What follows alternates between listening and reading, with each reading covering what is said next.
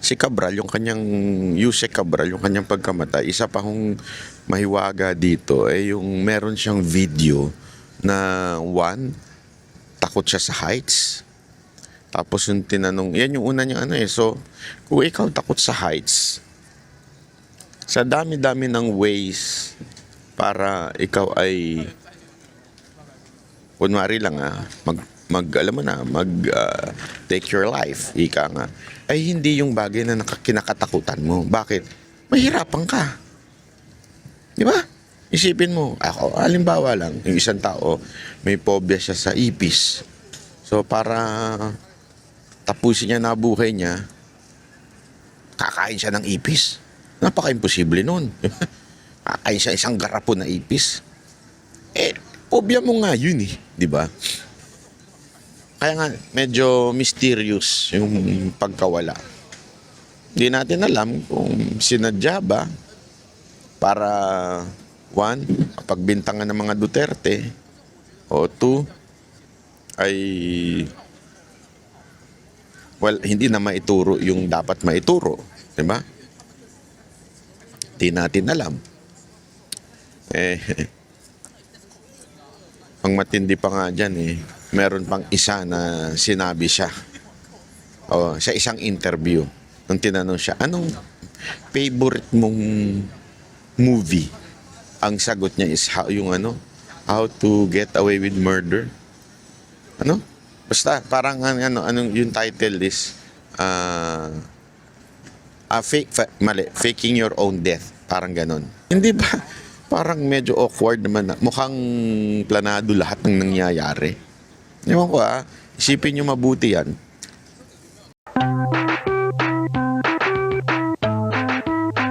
So ngayon yung pagkamatay ni Yusek Cabral. iba't ibang haka ang kumakalat. At isa nga dito, meron isang ulol dyan na nagsasabi na kesyo may kagagawan daw ang mga Duterte kasi isa sa mga nabanggit yung kay Pulong Duterte dun sa kanyang distrito, meron daw inalat na budget doon. Alam mo,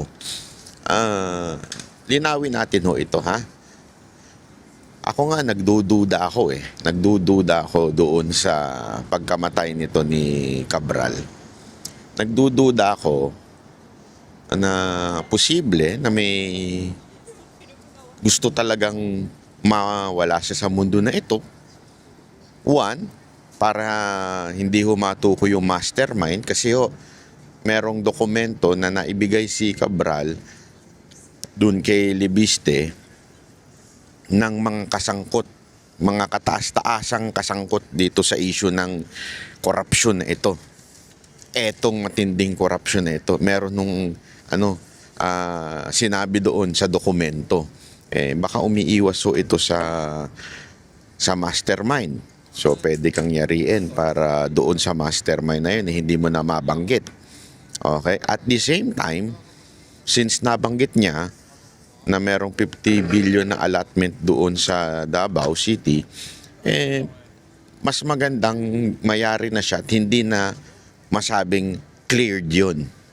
Kasi ibig sabihin, alam mo, madali na mga i-twist ang truth Sasabihin lang, halimbawa, merong lugar, eto nabigyan ito ng lugar na ito ng allotment na ganito. Tapos, pag sinabi mong bitin yun, mukhang may korupsyon di ba? Parang pagbitin. Unless, iklaro ng tao na sabihin niya, yun po'y nagamit ng tama. Naalat ito, pero nagamit ito ng tama. Ito namang mga yung chick na to, didikit-dikit pa. Bunga nga, lakas-lakas. Ayup. Ito ayusin natin. Dikit ng dikit Alam na nga nagbablog yung tao. Sampalin ko kaya ito. Joke lang. Heartbreak ang... Anyway, tuloy na natin So, yun na nga po. So, yun yung eksena doon. Baka mamaya gusto siyang yariin para hindi na makapagsalita. Para ba magkaroon ng confusion sa tao? Kasi hindi naman importante kung mapatunayan Yun ang goal kung sino man yung yumari doon eh. Hindi importante mapatunayan kung meron man yumari. I mean, if yung theory na yun ay correct. Kung meron man, baka ang intention nun para hindi na makapagsalita ito at kung ano na yung nabitawan niya, ay pwede ng dagdagan ng mga facts like, ninakaw yan. Pero remember, don't ever forget, sabi ng mismo ng DPWH, nasa pamamahala ho ng ni Marcos, nakalaban ng mga Duterte, ay na-declare naman pong kumpleto. At hindi lang na-declare na kumpleto kasi yung mga ibang lugar na-declare na kumpleto pero ang totoo hindi naman. Kaya nga may picture na kasamang pinresenta si Pulong eh.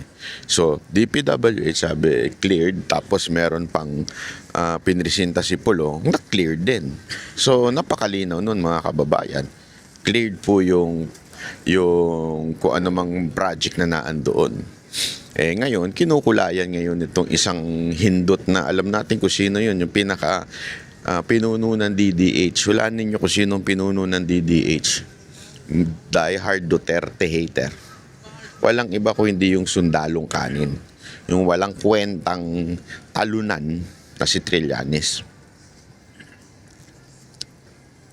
Asahan nyo yung si Trillanes, hindi yan titigil sa pambanat sa mga Duterte. Alam mo kung bakit? Nasira ang karir niyan dahil sa mga Duterte. Sirang-sira. Imaginein mo dati, ang tingin sa'yo ng tao, bayani ka. Dati, tingin sa'yo ng tao, hero ka. Yan ang tingin ng tao sa'yo dati. Pero nung siya po ay nagpumilit na mag-vice president, sabi ni Pangulong Duterte, sa kanya noong 2016 at tinanggihan ni Pangulong Duterte, doon na bumagsak ang karir niya. Ang nangyari kasi, dahil sa kanyang ego, kayabangan, dahil sa kanyang kayabangan at ego, ito po ay nagalit. Para bagang sabi niya, hindi mo ako tinanggap So kung ano-ano na inimbento niya sa mga Duterte. Lalo kay Pangulong Duterte noong panahon na nakaupong presidente. Ang problema mga kababayan, nasira siya. Una, wala ni isa siyang napatunayan. Pangalawa, walang naniwala sa kanya. Kaya ngayon, nag-iingay pa rin siya at wala pa rin naniniwala sa kanyang patuloy. At ang matindi nito, tumakbong senador, olat. Patunay na wala na siyang bilang. Tumakbong mayor, olat din. Kita mo naman. Ibig sabihin, talagang nasira yung kanyang political career. Mantakin mo yun, mga kababayan. Sira ang political career mo dahil sa paninira at pagiging bitter mo sa mga Duterte. Diba? So, for sure yan. For sure. Hindi titigil etong si Trillanes na ito na siraan ng mga Duterte. Kasi nasira na siya ng todo Bumagsak siya So, kaya ganun ang system ngayon. Ito ngayon si Cabral, Yusek Cabral, yung kanyang pagkamatay, isa pa hong mahiwaga dito yung meron siyang video na takot siya sa heights. Tapos yung tinanong, yan yung una niyang So, kung ikaw takot sa heights, sa dami-dami ng ways para ikaw ay, kunwari lang take your life, ika nga, ay hindi yung bagay na kinakatakutan mo. Bakit? Mahirapan ka. Di ba? Isipin mo, ako, halimbawa lang, yung isang tao, may phobia siya sa ipis. So, para tapusin niya na buhay niya, kakain siya ng ipis. Napaka-imposible nun. Kakain siya isang garapon na ipis. Phobia mo nga yun di ba? Sabi niya, ang pinakakinakatakutan niya, heights.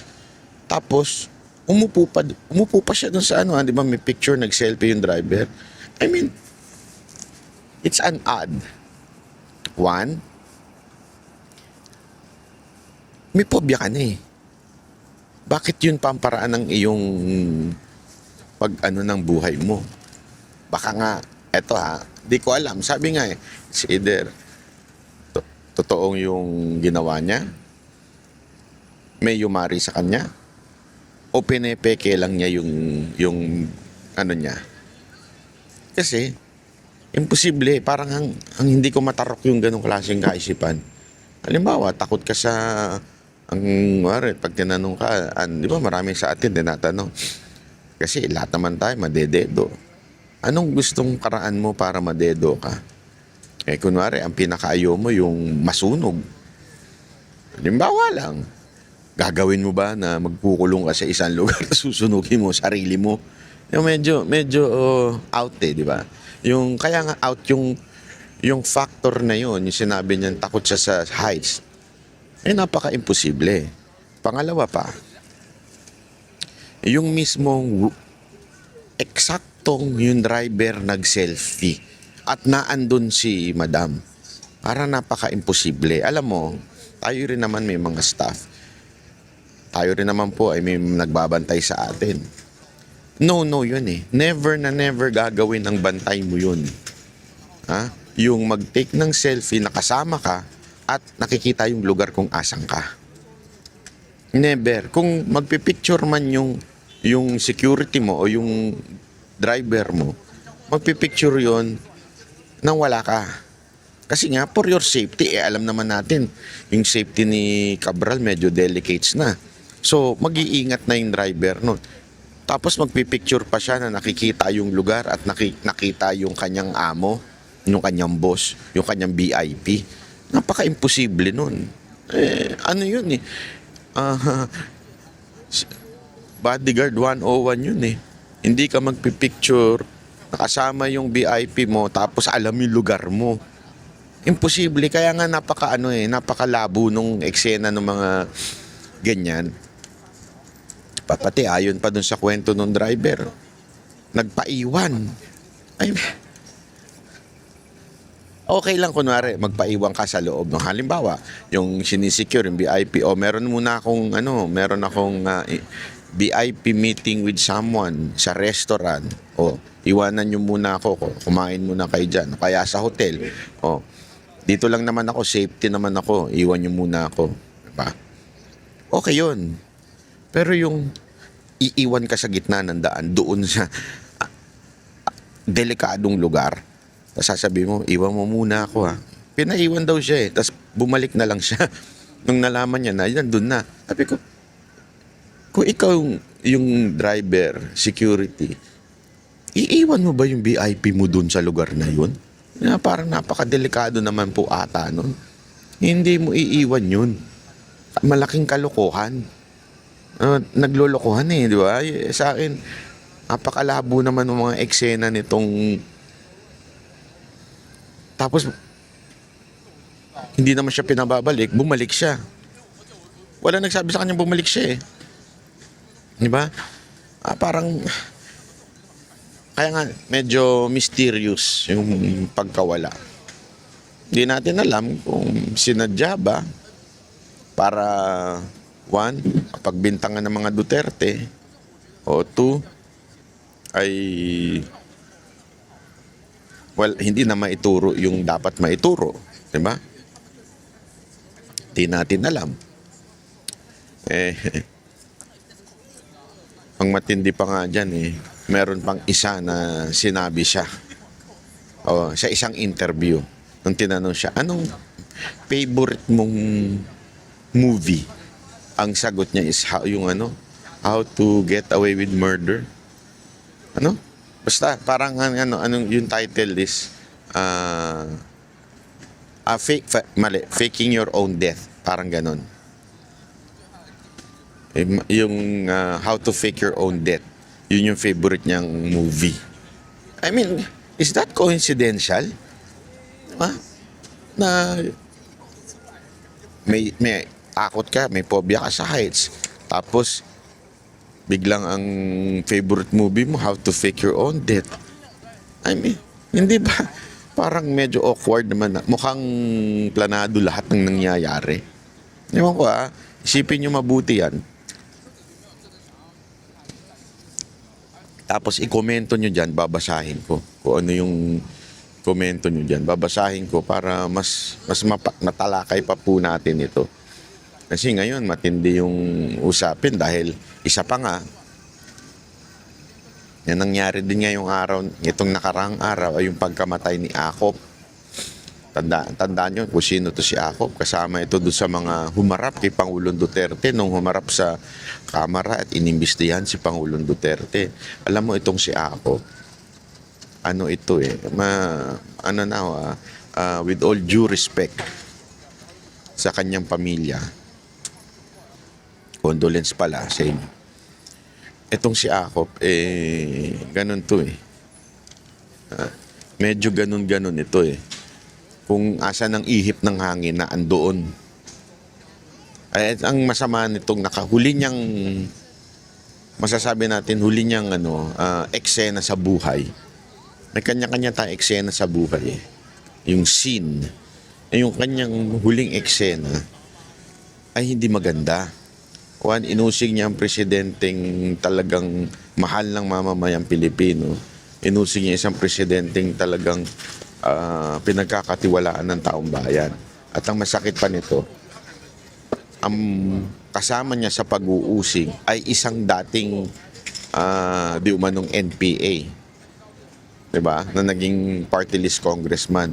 Si Ako po ay isang pulis.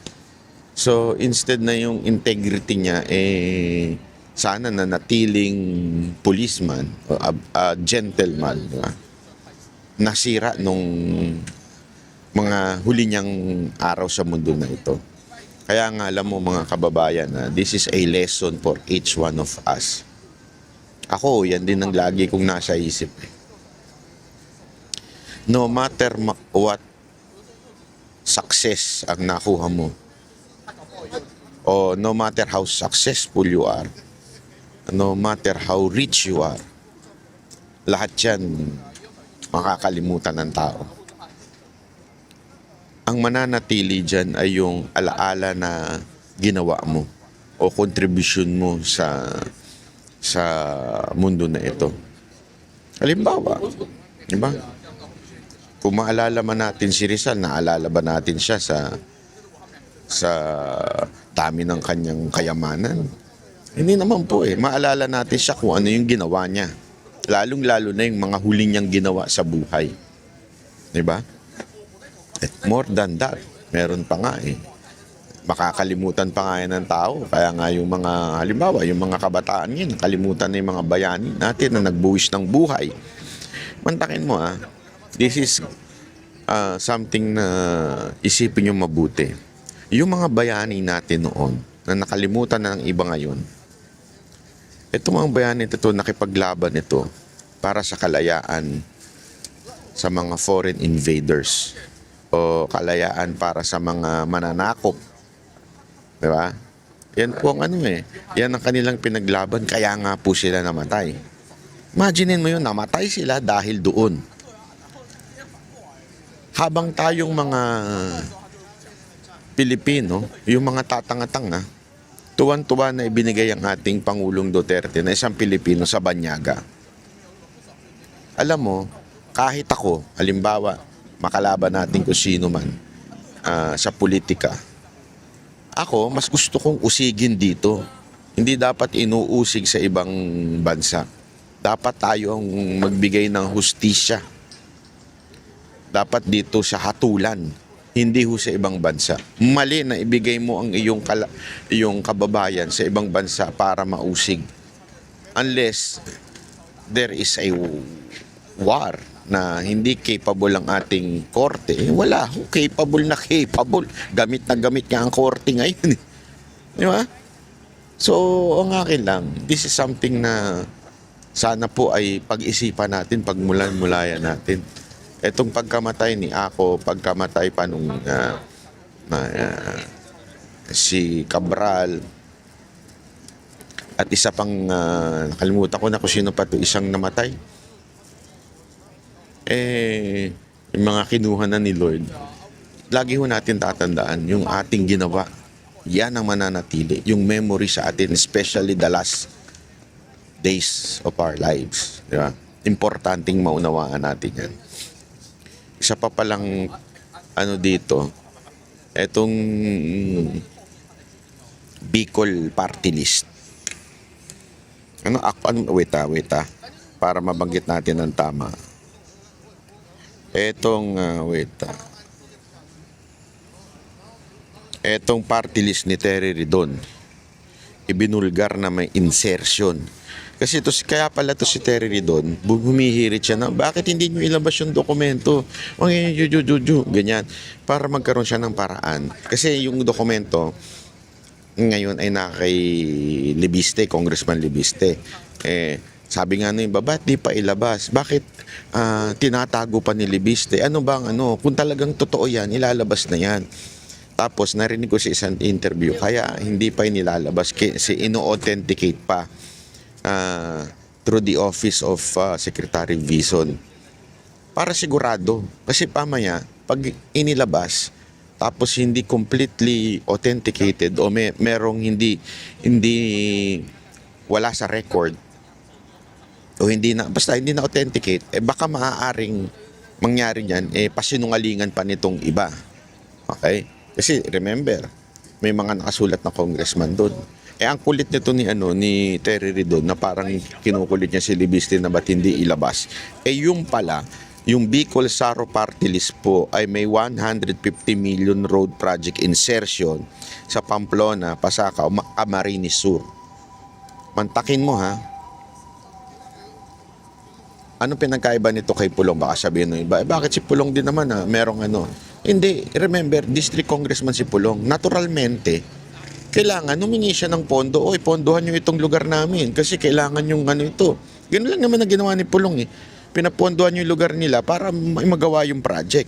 Ang problema dito, party list ka Wala kang kinalaman sa district, bakit ka nagkaroon ng insertion sa Camarines Sur?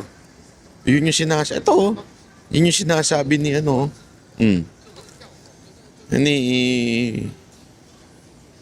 ni Saro Libiste.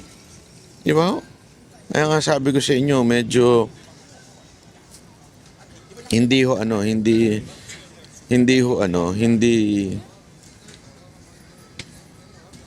talaga natutulog ang Diyos.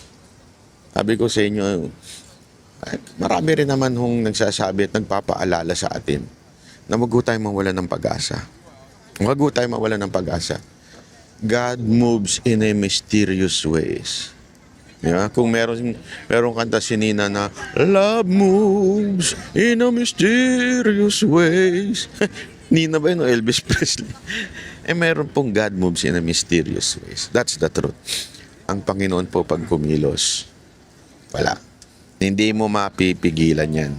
Hindi mo mapipigilan dahil kakaiba ho ang Diyos kumalaw. Yan ang pagkakatandaan ninyo. Minsan, feeling natin, tahimik siya. May dahilan.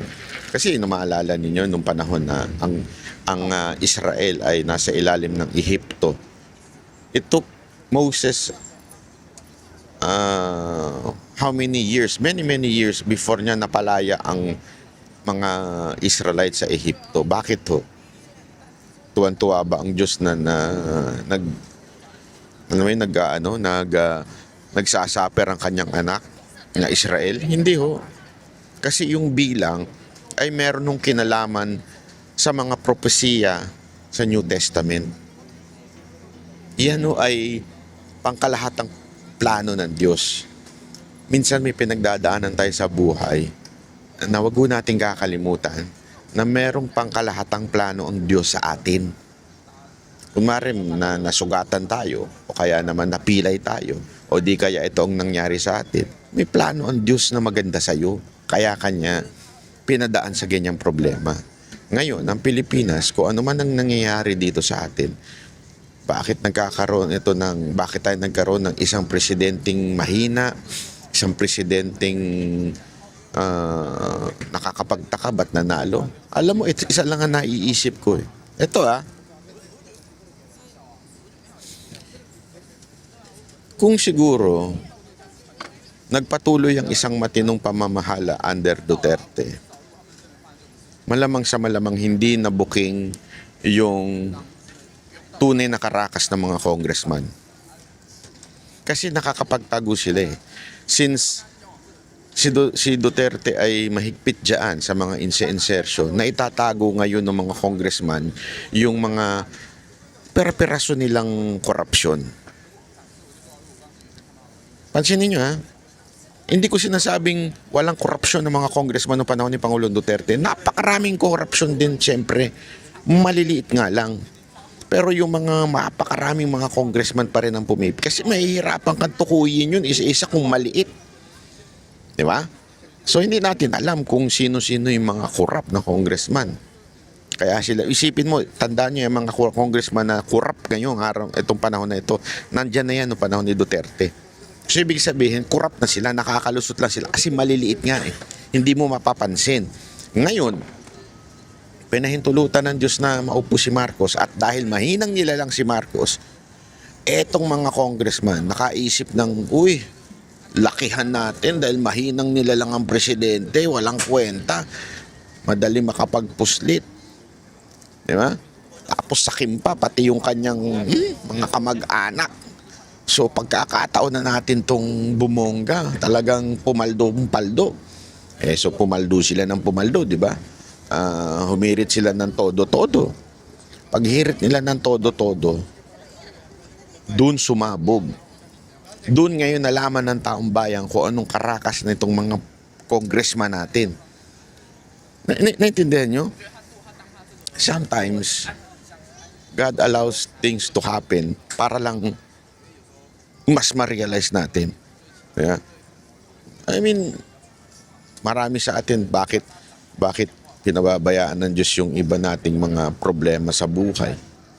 Kasi meron siya ipinapakita na pangkalahatan sa buhay mo. Kasi pag ang Diyos tumingin, kaya nga 'di ba, the Lord is the same yesterday, today, and forever. Ang tingin at plano ng Diyos mula simula sa kasulukuyan at hanggang dulo. Ganun siya tumingin, malawak. At yun ay hindi natin alam. Siya lang ang nakakaalam. Kaya nga dapat matuto lang tayo magtiwala sa mga nangyayari sa buhay natin. Planado po lahat yan. Planado lahat ng nangyari sa buhay mo. Merong plano ang Diyos sa iyo. So ganun po ang tingin ko sa ating bayan. May plano po ang Diyos sa atin. Alam mo yung korupsyon sa atin, ito'y nakaukit na noon pa man. Ito po'y nakaukit na sa kasaysayan na ng Pilipinas. Simula pa lang nung panahon ng Espanyol na tayo sinakop. Marami na hong mga politiko natin noon ang korap. Kaya nga pag pinanood natin, di ba, yung mga pelikula nila General Luna at kung sino-sino pa po na pelikula doon, ay mga korap na ho ang mga politiko natin. Binibenta na tayo sa Amerika. Ganun, noon pa lang yun ha. Kaya ngayon, yung korupsyon natin parang normal na lang. Hindi na nga natin naisip na korupsyon yun eh. Normal na lang sa atin. Kaya nga ito ho, lumalabas na. Nabubuking na. At kaya pinahintulutan sa tingin ko na magkaroon tayo ng isang presidenteng mahina. Pero may plano. Yun eh. Kaya nga alam mo mga kababayan, wag tayong bibitaw. Wag tayong bibitaw sa plano ng Diyos. Magtiwala lang tayo. Ganyan ang sa buhay natin, lalo na magpapasko na. Di ba? Marami sa atin ngayon, stress. Paano yung panregalo? Wala tayong panregalo. Marami pa sa atin, walang trabaho. Marami ngayon ang nawalan ng trabaho. Kasi nawala yung mga investor. Diba? Nawalan ng mga negosyante. Nawalan ng trabaho. Napakarami ngayon. Kung walang trabaho, yung iba naman kontraktual lang. May plano po. Kumapit ka lang. Huwag tiwala ka lang. Huwag kang bibitaw. Dahil ang Diyos ay hindi bumibitaw sa iyo. Merong ang Panginoon na plano na maganda. Okay? So dapat magtitiwala lang tayo. So hanggang dito na lang po muna sa ating vlog. Magkita-kita ho ulit tayo sa susunod nating update. Merry Christmas po in advance. Malapit na. Mga 3 tulog na lang. Pasko na po. Maraming salamat po. Nang ingin nito mga ng mga chengwa. Kaya na lang nagagalit ng mga, alam nyo ba, nagagalit na daw ang mga Hapon sa mga yan. Kasi nga daw po, una magulo, maingay. Kasi very particular po ang Hapon sa mga magugulot, may ingay, ayaw po nila nun eh. Tapos yung mga rude, minsan may pagka-rude pa. Depende naman sa kung saan galing sa China. Tapos, ang isa nga ngayon, yung peking mga visa. Kasi may parang meron silang kasunduan sa China yung businessman visa, something like that, o yung negosyante. Inabuso daw. Inabuso daw ng, alam mo na, itong bansa na to. Tapos ngayon, tinaasan ng, dinamihan ng requirement para makakuha ng visa na yun. At yung mga iba, tinanggalan na ng visa. Tapos ngayon daw, dahil nga yung Prime Minister ngayon ng Japan, medyo matikas sa ganito. Itong ilang Hapon, binubuli daw itong ganitong lahi.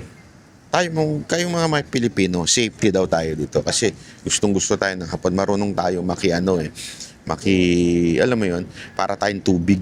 Tayo humuhugis ayon sa pinagkakalagyan natin. Ganun daw tayo mga Pilipino. At dapat naman talaga ganun. Huwag natin ipilit yung ating kultura sa kultura ng iba. Kung nasang bansa ka, sundin mo yung kultura na yun. Eto daw mga tumatitigas. Akala ko na hindi totoo. Kahapon nakakita ako. Grupo ng mga Hapon, ng mga binata. Hindi yung binata, mga 25 ganun. 20 o 30. Hindi na teenager. Tapos may dumaan na dalawang tsengwa. As in, nagulat ako, tinulak. Sabi ko, bakit kaya? Kasi naririnig nila nagsasalita ng malakas. Tinulak talaga. Sabi ko, grabe rin ano. Hindi, sabi nila, yung kwento sa akin ng mga Pilipino dito, lalo na yung mga Pilipino nagtatrabaho sa club, kwento nila sa akin, talagang ngayon, medyo may pambubuli na nagaganap. Kasi lumakas ang loob ng mga Hapon dahil nga sa kanilang Prime Minister. Ano sa tingin ninyo mga kababayan? Tama ba yun o hindi? Ako, sa akin, sana may ganito tayong bansa. Yun lang. Na mahigpit sa mga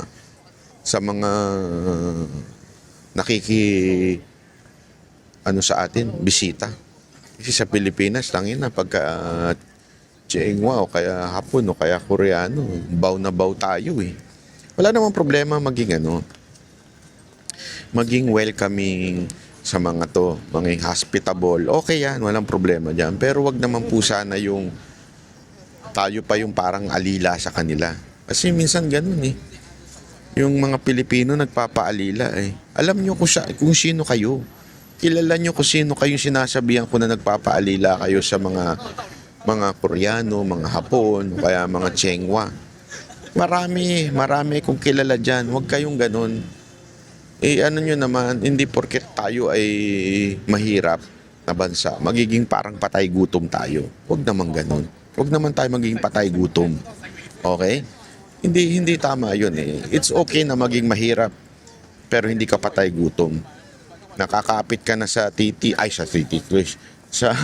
sa mga Chengwa o kaya sa mga Koreano dahil lang sa pera. Huwag ganun. Meron naman mga Pilipino. Biro lang Hindi. biro lang. Pero, di ba, wag naman sanang ganun. Okay? Kasi ako, ako dun eh. Kasi pag pumupunta tayo sa ibang bansa, kahit papaano meron na nga tayo natatanggap na a little discrimination. Ha? Kahit papaano meron tayo natatanggap na ganyan. Hindi man ganun, pero meron.